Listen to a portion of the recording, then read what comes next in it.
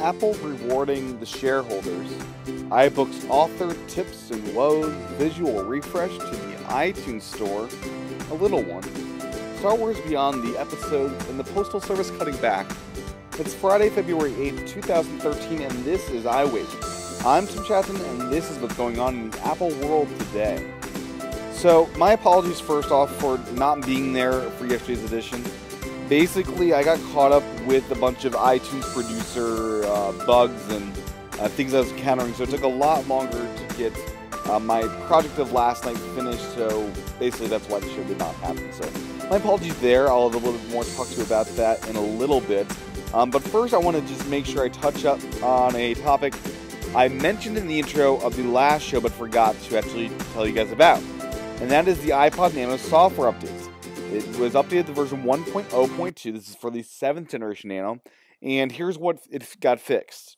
EQ and microphone support for Apple in-ear headphones and Bluetooth improvements. So if you have a 7th generation Nano, go out and update. There is an update available, and seems like a nice one, at least, for those that have that. So next up, I just want to talk about Apple's little statement here. They issued a statement, a press release, about their cash balance. According to Apple, this is their press release, by early last year, Apple's cash balance had built to the point beyond what we needed to run our business and maintain flexibility to take advantage of strategic opportunities. So we announced a plan to return $45 billion to shareholders over 3 years. As of next week, we will have executed $10 billion of that plan. We find ourselves in the fortunate position of continuing to generate large amounts of cash, including $23 billion in cash flow from operations in the last quarter alone. Apple's management team and board of directors have been in active discussions about returning additional cash to shareholders. As part of our review, we will thoroughly evaluate Greenlight Capital's current proposal to issue some form of preferred stock. We welcome Greenlight's views and the views of all of our shareholders.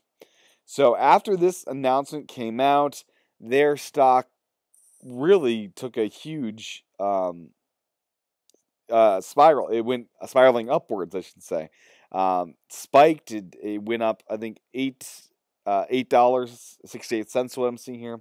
So shareholders obviously liked what Apple was saying here, and very much a cool thing. Next up, I want to talk about the iBooks author stuff. And so basically what I was doing last night is getting my second book, my poetry book of poems that I wrote when I lived in Los Angeles and was homeless and had all sorts of crazy things going on in my life. I wrote a bunch of poems back then. And I did a poetry book with all those poems that I wrote back then. Did video performances of those, and that is my next book. And it'll be $3 when it comes out. And I'm going to announce the release date pretty soon here. It'll be this month sometime. But just some notes here. First off, I tried to encode the videos using Elgato's Turbo 264 HD preset of iPad, and Apple just simply did not like those videos. They were in the right file format, container, audio format. Everything was right about them, but for whatever reason, Apple didn't like them. So what I did was I took those videos and encoded them with Handbrake, and Apple did like those. Those went fine, but I encountered what was, I guess, 2 or 3 hours of my life trying to figure out why the heck am I having so many problems with trying to get this book uploaded to Apple, and it was because of that little issue there with how I actually encoded those videos, even though they were encoded with a really good app. So that's the first thing to note. The second thing to note about iBooks is the fast approval time I got for this book. I was amazed. So I submitted this book in the end. I figured it out and had them submitted by, say, 7:30 a.m. On Thursday. And it was approved by about 6 p.m. on Thursday as well. So within 12 hours, I was able to have the book uploaded, reviewed, and it's now in the stage where I'm able to start pre-selling it and selling the book in the iBook store. And I was just amazed how fast that was. So with that said, let's move on to the next part of the show. And that is that of the visual refresh to the iTunes store. I noticed as I was searching around the iTunes store that there's this cool thing where it says $14.99 buy HD. So now it'll actually tell you You see prices and the availability to buy stuff, if it's a video file, if it's an HD, if it's just rental, and it's a nice visual refresh. The picture is linked to in the show notes there. Related to video is that of Rabbit. It's a new video sharing and chat service launching on the Mac alone. And as I said, it's called Rabbit. It's basically ability to share video and things through this service. It's closed beta. You can sign up on their website, which will be linked to in the show notes. And it looks very intriguing. I'm not going to go into much more as I don't want the show to be too long today. Next up, a reason to jailbreak. That is the Full Force app for iPhone. This stretches older apps to fit on your iPhone 5 screen. So if you're really sick of those iPhone 4 apps that aren't optimized yet, this will help alleviate that problem. It won't show you any more information, but it will make that information that you're seeing look better. So it's out now, full force. It's a jailbreak feature. Next up, iOS 6.1.1 is now out in beta form to developers. What's in this beta? What's this all about? Well, it's about Japan. Yes, this is mainly a Japan update, and this is an update that I would be not surprised if it only comes out to Japan users. That is, Apple has issued updates in the past that were skipped over by many regions of the world, and this may be one of those. I'm not positive there, but it could happen. So in 6.1.1, we've got improved pronunciation of roads during turn-by-turn navigation. That would be for all users, I'd imagine. Optimized directions to more strongly preferred highways over narrow roads. Another thing worldwide, I think that would be good. Now indicates upcoming toll roads during turn-by-turn navigation. Added labels for junctions, interchanges, on-ramps, off-ramps, and intersections. So once again, these are all, it seems to be great things for everybody. Added indicators for transit station buildings, subway lines, and traffic lights. Updated freeway color to green. Updated icons for some location categories, including fire stations, hospitals, and post offices. Added 3D buildings, including Tokyo Station, Japan Imperial Palace, and the Tokyo Tower. So it's got a lot of improvements. It's unclear to me if all these improvements I just listed were for Japan only, or if it's for everybody. So with that said, let's move on to the next story of today's show.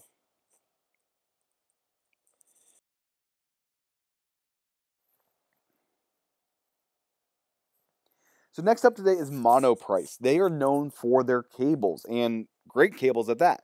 Well, they're getting into the display business with a $391 price point. Now, many of you are familiar with Apple's Thunderbolt monitor, which sets you back about $1,000. This monitor does not look nearly as pretty as far as the encasing of it, but it is the same 20-inch IPS LED monitor that you would get with the Apple display. The same image quality, the same backbone, so to speak, of the monitor itself is there. It has the different glass covering, so it won't be as glossy. But for $391, you get this pretty much the same thing as you would with the Apple monitor. You don't get the Thunderbolt stuff, so you don't get Ethernet or FireWire, all those other great things that I love about my old Thunderbolt monitor, but you do get a great-looking display. So Monoprice is really trying to shake up this industry, and I'm glad they're doing that. So you can order this Monoprice 27-inch IPS LED Crystal Pro monitor for $391, available at Monoprice. A review is linked to in the show notes. Next up, Star Wars. I'm a big Star Wars fan, and it seems we are going to be getting lots of awesome movies. Besides episodes 7, 8, and 9, we're getting 2 new sagas of Star Wars. One, a young Han Solo saga, focusing on the wisecracking smuggler's origin story, and a bounty hunter adventure with Boba Fett at the center of a rogue's gallery of galactic scum. So that's the choice quotes we got there. Disney has announced this is not hearsay. This is, it seems, truth and fact. So I'm very excited, first off, about the Boba Fett saga, as well as Han Solo. I think these are great characters. I personally would love to see Yoda, his origin story. He's 900 whatever years old. I want to see it, what it's like with his childhood. I want to see the Yoda story. But beyond, I mean, this is all very exciting stuff. I'll link to in the show notes with the details there. Next up, just a quick mention, Apple has told some resellers spring 2013 for a new Mac Pro. Not quite sure if this is valid or not, but thought it'd be worth mentioning. Next up, on Wednesday, Apple announced the 25th billion songs sold in the iTunes Music Store. This is pretty cool, pretty big. Monkey Drums Was That Song by Chase Butch was purchased by Philip Lupke from Germany.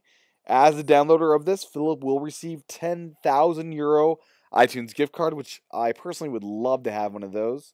Apple states, we are grateful to our users whose passion for music over the past 10 years has made iTunes the #1 music retailer in the world. Apple's Senior Vice President of Internet Software and Services said that, Mr. Eddie Q, which he then goes on to say averaging over 15,000 songs downloaded per minute. Quite amazing. So full details there linked to in the show notes at iWakePodcast.com. Next up, a new app for Final Cut Pro 10 users. I am one of those. It's called Pro Cut X. This is for your iPad, and it breaks free from the menus and tabs to streamline editor tasks. This app gives you control over all the editing tools in one awesome interface. This eliminates the need for you clicking and searching around Final Cut Pro 10's menus. From importing to exporting, you can control pretty much everything that you need to. One of the cool things, you can hit a button to record voiceovers. There's all sorts of great things here. It's $25. It's a lot for an iPad app, but for an iPad app of this quality, this looks very, very intriguing, and I really want it. So, with that said, let's close up this show with the Postal Service. They've announced that they will be, or they are planning to announce, that Saturdays will be no more for delivery. They'll be handling packages but not delivering packages on Saturday. This will help them save a lot of money.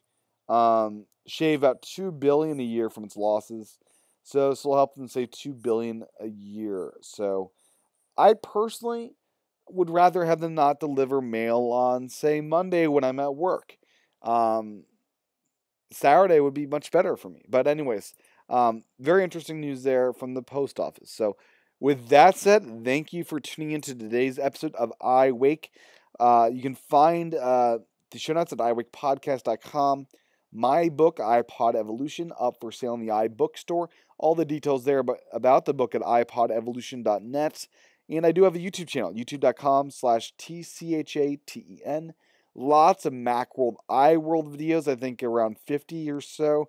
You can watch those there. And finally, iWake Again listeners, you're going to get a lot of great content this weekend, as long as I still have electricity with the snow coming in.